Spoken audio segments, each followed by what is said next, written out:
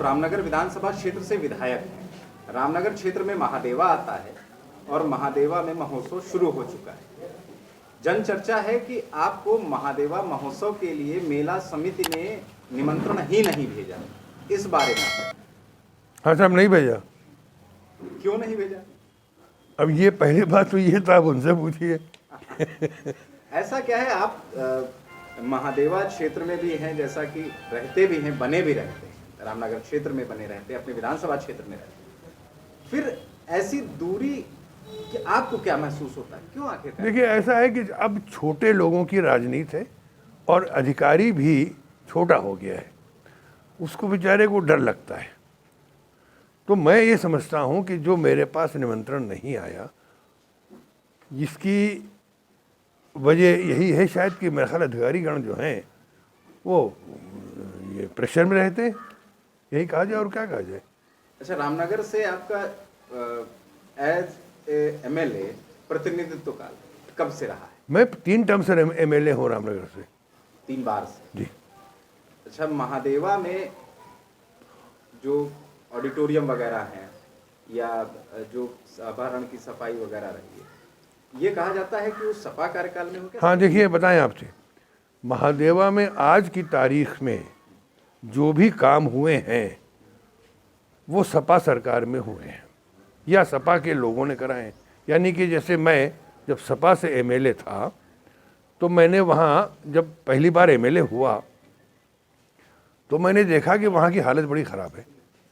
तालाब जो जिसमें पानी था वो गंदा होके इतना हो गया था, गंदा कि वो हरा हो गया था। उसको साफ कराया। सारी सीढ़ियाँ तालाब की टूटी हुई थी, सीढ़ियाँ बनवाई और एक रैन बसेरा बनवाया। ये समाजवादी सरकार समाजवादी का मैं एमएलए था और समाजवादी जब के ज़माने में मैंने इसको किया। उसके बाद आ गया ये भाजपा का ज़माना। इन्होंने, हमारे माननीय मुख्यमंत्री जी कम से कम 3 बार महादेवा आए हैं और महादेवा के लोगों ने ये उम्मीद लगाई थी कि आए हैं तो भाई कुछ देंगे, सिवाय पूजा करके और हिंदू मुसलमान का भाषण करके वो चले गए, कुछ नहीं दिया। यानी महादेवा की जनता खाली जी। रही। और इसमें ये भी बता दें आपसे कि महादेवा, इनके भाजपा से पहले समाजवादी की फिर सरकार आई। हमारे गोप साहब, अरविंद सिंह गोप साहब एमएलए हुए और मंत्री हुए। इन्होंने जो कुछ भी आज है, इन्होंने वहाँ ऑडिटोरियम बनवाया हमारी मतलब, यानी ये ऑडिटोरियम सपा कार्यकाल में सपा की सरकार में, बल्कि अरविंद सिंह गोप का बनवाया हुआ है, सपा सरकार ने बनाया, वो बना और एक डाक बंगला बना। अच्छा, लोक निर्माण विभाग वाला रोड चौड़ीकरण हुआ। रोड चौड़ीकरण। हाँ। तो बीजेपी ने फिर किया क्या है महादेवा में, क्या किया? आप महादेवा की बात कर रहे हैं, मैं आपसे सवाल पूछूं कि उत्तर प्रदेश में क्या किया है, आप बताइए क्या किया। अच्छा, ये जो बड़े बड़े होर्डिंग्स पे रहता है कि यूपी में इतना इन्वेस्टर समिट होते रहते हैं, होने वाले हैं, क्या आपको लगता है कि पिछली सरकार, वो चाहे बसपा की रही चाहे वो समाजवादी पार्टी, वो वर्तमान, क्या आपको लगता है कि ये जो फंडिंग इन पे खर्च होती है एडवर्टाइजमेंट पे और धरातल पे जो कामों पे खर्च होनी चाहिए, उसमें कोई अंतर नहीं है? देखिए, ऐसा है कि ये कुछ भी करने, मुझे तो अब ऐसा लगने लगा है कि ये सक्षम ही नहीं है कुछ करने के। देखिए, कुछ होता है कि करना चाहते हैं नहीं कर पाते, कुछ होते हैं जो कर लेते हैं, तो ये सक्षम ही नहीं, इनमें अहलियत ही नहीं है काम करने की। सिर्फ करप्शन करप्शन करप्शन करप्शन। अच्छा, दूसरी बात समझ लीजिए, ये जीत के आते हैं हिंदू मुसलमान के नाम पे, कम्युनलिज्म के नाम पे। आज भी वो यही लिए बैठे हैं कि हम कुछ करें, चाहे जितनी गरीबी बढ़ जाए, चाहे जितनी भुखमरी बढ़ जाए, चाहे जितना क्या नाम है गरानी बढ़ जाए, हमको आखिर में वोटर जब वोट डालने जाएगा तो राम के नाम पे हमको वोट दे देगा। लेकिन मैं आपको बता दूं कि इस बार सिचुएशन बिल्कुल चेंज है। आदमी बिल्कुल समझ चुका है और त्रस्त हो चुका है। अच्छा, आपके पास जो फरियादी आते हैं आपके विधानसभा क्षेत्र, हम आपके साथ बैठे हुए हैं, इनको फरियादी न कहिए, हाँ। ये हमारे साथी हैं। अच्छा, तो आपके जो साथी आते हैं वो ज्यादातर कौन सी समस्याएं लेकर आते हैं? आपके सामने किस प्रकार की समस्याएं ज्यादा आती हैं? अब समस्याएं ज़्यादातर तो देखिए आती हैं डेवलपमेंट के लिए, विकास के? कुछ थाने पुलिस की भी आती हैं, कुछ सामाजिक समस्याएं भी होती हैं, लेकिन मोस्टली डेवलपमेंट की होती हैं कि हमारे यहाँ साहब ये काम नहीं हुआ, हमारे यहाँ ये काम नहीं हुआ। हमको विधायक निधि मिलती है, उसी में जो कुछ भी मैं कर सकता हूँ वो करता हूँ। बाकी इस बार डेवलपमेंट के नाम पे मैं बहुत कुछ करने जा रहा हूँ। और आप ये समझ लीजिए कि महादेव वो क्या नाम है ये हेतमापुर की हालत ये है साहब कि अभी सैलाब आ गया, रास्ता बंद हो गया। मेला था, मेला भी नहीं हो पाया। हमने जाके वहाँ पर डीएम से कह के और वहाँ ये जो अधिकारीगण हैं इसके बाढ़ के, इनसे कह के हमने जल्दी जल्दी मट्टी पटाई कराई, इतनी पटाई कराई कि आदमी पैदल चला जाए। तो जाके वो बहरहाल जाके पूजा पाठ कराया वहाँ। इस बार हम वहाँ पर डामर की रोड आरसीसी बनवा रहे हैं, वो आ गया है, मंजूर हो के आ गया है और मशीनें भी आ गई हैं। क्या नाम है, आगे पुल भी जो है एक जगह पुल बनेगा, बाकी उसको कनेक्ट करेंगे हमारी सड़कें, ये है। अच्छा, एक एमएलए एडमिनिस्ट्रेशन के प्रति, मतलब एडमिनिस्ट्रेशन का एमएलए के प्रति प्रोटोकॉल क्या होता है? क्योंकि पब्लिक को पहले प्रोटोकॉल, देखिए प्रोटोकॉल के हिसाब से मैं जो भी सरकारी फंक्शन होंगे उसमें स्थानीय विधायक को बुलाया जाएगा। बुलाया जाना जरूरी है, अनिवार्यता में है। तो मुझे उनको बुलाना चाहिए था। अरे आपको हम बताएं, क्या बताएं भाई, कहते शर्म आती है मुझे कि ये तो मेला था, यहाँ नहीं बुलाया। मामूली ब्लॉक में जो मीटिंग्स होती हैं, नहीं ब्लॉक की मीटिंग नहीं बल्कि ये जो ब्लॉक में फंक्शंस होते हैं कि वो जैसे अब ये समझिए कि पट्टे बट रहे हैं आवास के, बांटने के लिए बुलाना चाहिए उनको। मुझे नहीं बुलाते, पूर्व विधायक जी आ जाते हैं और वो बांटते हैं। मुझे पूर्व विधायक जी से कोई शिकायत नहीं है।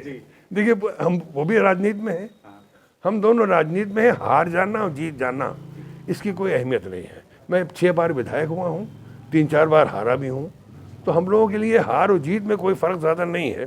तो वो जीते थे, अब की हार गए, कोई बात नहीं, अगली बार वो हो सकता है वो जीत जाए, कहीं से जीत जाए, जो भी हो बहरहाल। तो क्या नाम है, लेकिन मुझे नहीं बुलाया गया। और अच्छा, इतनी बार ये हो चुका है, विधानसभा में आपने बात रखी? विधानसभा में रखी थी, विधानसभा से बहुत फटकार आई। विधानसभा में नहीं, हमने माननीय अपने जो वो है स्पीकर साहब, अध्यक्ष विधानसभा, उनको लिख के भेजा था। उन्होंने बहुत सख्त लेटर डीएम को भेजा, डीएम साहब ने उस पर कार्रवाई की और सब कुछ है, हो गया। अब इसके बाद भी नहीं सुधार? नहीं, इसके बाद सुधार नहीं हुआ है और हो भी गया था बीच में।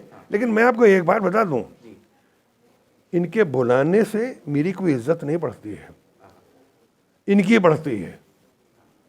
जिस फंक्शन में मैं होऊंगा उसमें इनकी इज्जत बढ़ेगी, मेरी नहीं बढ़ती।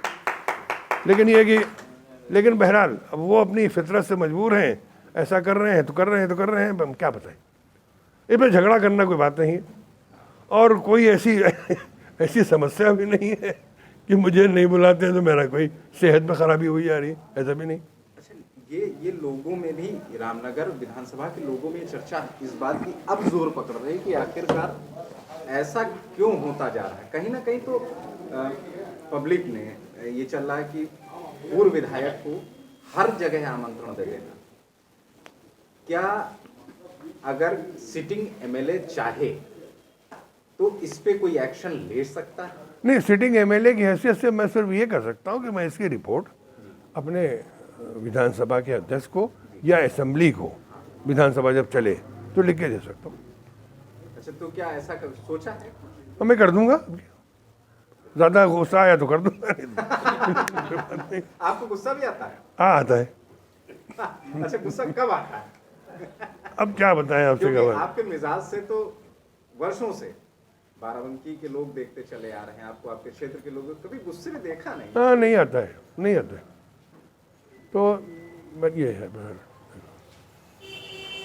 आखिरी एक सवाल कि रामनगर क्षेत्र के लिए जो डेवलपमेंट आगे आपको और करने की आपकी इच्छा है, आपकी प्लानिंग चल रही है, उसमें प्रमुख और क्या डेवलपमेंट हैं जो जनता को जानने जरूरी है? देखिए, हमारे यहाँ सूरतगंज हमारा जो ब्लॉक है, इनमें डेवलपमेंट की ज़रूरत सिर्फ ये है कि साहब सड़कों के जाल, सड़कें बड़ी ख़राब हैं, सैलाबी इलाका है।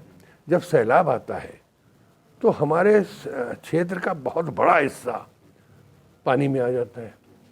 उसको मैंने सबसे पहले तो इधर मैंने इसमें कार्रवाई शुरू की। तो एक तो वो मैंने बताया आपसे कि महादेव, वो क्या नाम है, ये जो मंदिर है यतमापुर का। दूसरा काम ये है मैं कर रहा हूँ कि ये एक पर्वतपुर में, मैं पिछली बार जब सैलाब आया था तो मैं गया तो पूरा सैलाब पर्वतपुर में फैला हुआ था। पता चला कि पानी जो पानी है वो नदी को छोड़ के इधर घुस आता है। उसके लिए मैंने बाढ़ डिपार्टमेंट से बात की। उन्होंने इस बार कार्रवाई शुरू की है, बहुत बड़ी बड़ी मशीनें पहुंच गई हैं और वो वहाँ पे ये करेंगी कि ऐसा बंधा बनाएंगी कि ज़मीन, जो पानी की धार है वो उसी में रह जाए, क्या नाम है, नदी में। जी, तो किनारे हज़ारों बीघा ज़मीन और हज़ारों आदमी इनके लिए। अरे साहब, हमसे तो उस वक्त ये कहा था उन लोगों ने कि साहब ऐसा है भैया कि एक रास्ता हमारे लिए ये बनवाए दो कि रात बिरात अगर सैलाब आता है, सैलाब साहब तो बगैर बताए हुए रात को आ जाता है, तो भागने के लिए हमारे पास कोई रास्ता होना चाहिए। तो मैंने उनके लिए एक रास्ते का इंतज़ाम किया था कि अच्छा भाई, अगर रात बिरात सैलाब आ जाए तो तुम इस रास्ते भाग लेना। तो मैंने उसको साफ ऑफ करा के शुरू कर दिया था भागने के लिए। ये हिसाब, ये हाल है इस मुल्क में। इस मुल्क में 72, 73, 74 साल के बाद आज भी हमारे क्षेत्र में, रामनगर क्षेत्र में सैलाब की जो हालत है वो बहुत दयनीय है।